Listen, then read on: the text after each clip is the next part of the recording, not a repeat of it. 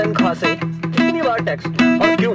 जवाब है, मैंने 30 दिन काम किया, तनख्वाह ली, टैक्स दिया, मोबाइल फोन खरीदा, टैक्स दिया, रिचार्ज किया, टैक्स दिया, डेटा लिया, तब टैक्स दिया, बिजली ली, फिर टैक्स दिया, घर लिया, टैक्स दिया, टीवी फ्रिज आदि लिए, टैक्स दिया, कार ली, टैक्स दिया, पेट्रोल लिया, फिर टैक्स दिया, सर्विस करवाई, टैक्स दिया, रोड पर चला, फिर भी टैक्स दिया, टोल पर फिर टैक्स दिया, लाइसेंस बनवाया, टैक्स दिया, गलती की तो टैक्स दिया, रेस्टोरेंट में खाना खाया तो टैक्स दिया, पार्किंग का टैक्स दिया, पानी लिया उस पर टैक्स दिया, राशन खरीदा उस पर भी टैक्स दिया, कपड़े जूते किताबें ली उस पर भी टैक्स दिया, टॉयलेट गया उस पर भी टैक्स दिया, दवाई ली तो भी टैक्स दिया, गैस ली टैक्स दिया, सैकड़ों और चीजें ली और टैक्स दिया, कहीं फीस दी, कहीं बिल, कहीं ब्याज दिया, कहीं जुर्माने के नाम पर तो कहीं रिश्वत के नाम पर पैसे देने ही पड़े।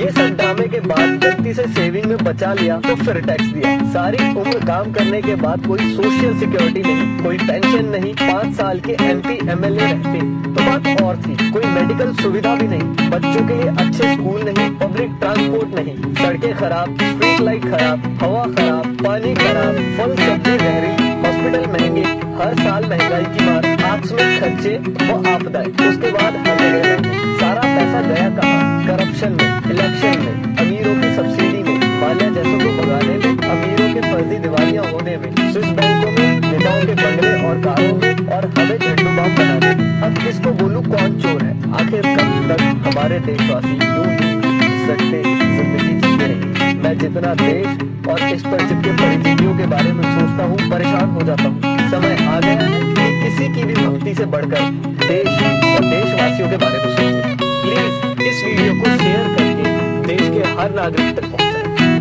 धन्यवाद।